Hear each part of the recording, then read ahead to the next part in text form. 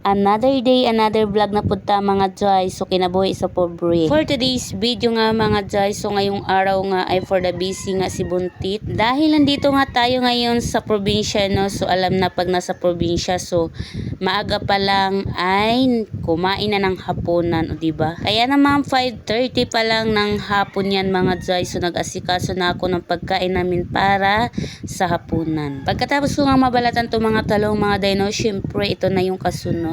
Gibutang na nako ang itlog dinhi sa talong para diretso na. Tapos yun na nga mga kabadiday, no. So nilagay ko na nga yung kawali para painitin. Ay arty lang. So ayan na nga mga Jai, nilagyan ko na nga ng mantika dahil mainit itong kawali natin. Nung mainit na nga ang kawali mga Jai, no, so nilagay ko na yung tortang talong kasi paborito yan ng dalawa kong anak na babae. Kasi nga mga Jai, magtatanong na agad sa akin yan, mama anong ulam natin? So tinatanong ko yan sila mga Jai kung anong gusto nilang ulamin. Unang sasagot na dyan mga Jai ay si Sabrina, tortang talong daw kasi paborito niya yan mga Jai. Kahit siguro araw-arawin ko yung pagluluto ng tortang talong mga Jai ay hindi yan magrereklamo si Sabrina dahil paborito niya talaga yan. Yung panganay ko naman talaga mga Jai ay nakupihikan talaga yung pagdating sa mga ulam-ulam lalo na kapag gulay. Dito naman kay Sabrina ay wala akong problema pagdating nga sa mga gulay kasi nga kumakain siya lalo na kapag nagustuhan niya. Maya-maya pa nga mga Jai, nagulat ako sa likod ko at may kumalbit, so ang ating juwawa ay jowa ko lang pala. At may dala-dala nga siyang pasalubong sa akin mga Day. So tinapay nga at sinamahan niya ng cupcake. Ayan, salamat sa nagbigay. So syempre, tinikman muna ni Badiday. Alam niyo na kapag dating sa kainan. At hindi nga nakatiis si Buntit, no. Talaga naman tinikman niya yung niluto niya. At naluto na yung tortang talong natin. At ready na nga.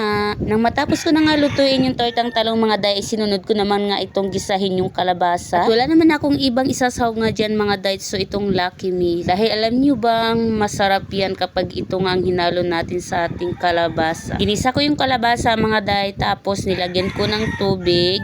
Pagkakulat, pagkalambot ng kalabasa ay nilagay ko nga yung noodles. So gustong gusto din yan ng mga bata ko mga Day. Ganun lang kasimple nga ang niluto ko para sa hapunan namin mga Day. So masaya na ang mga bata kapag may sabaw. So ginawaan ko na lang ng paraan yung kalabasa para kainin nila. So kahit pa paano ay nagustuhan nga ng panganay ko mga Day na yung ginisa kong kalabasa na nilagyan ko ng noodles ay nagustuhan naman niya. O diba?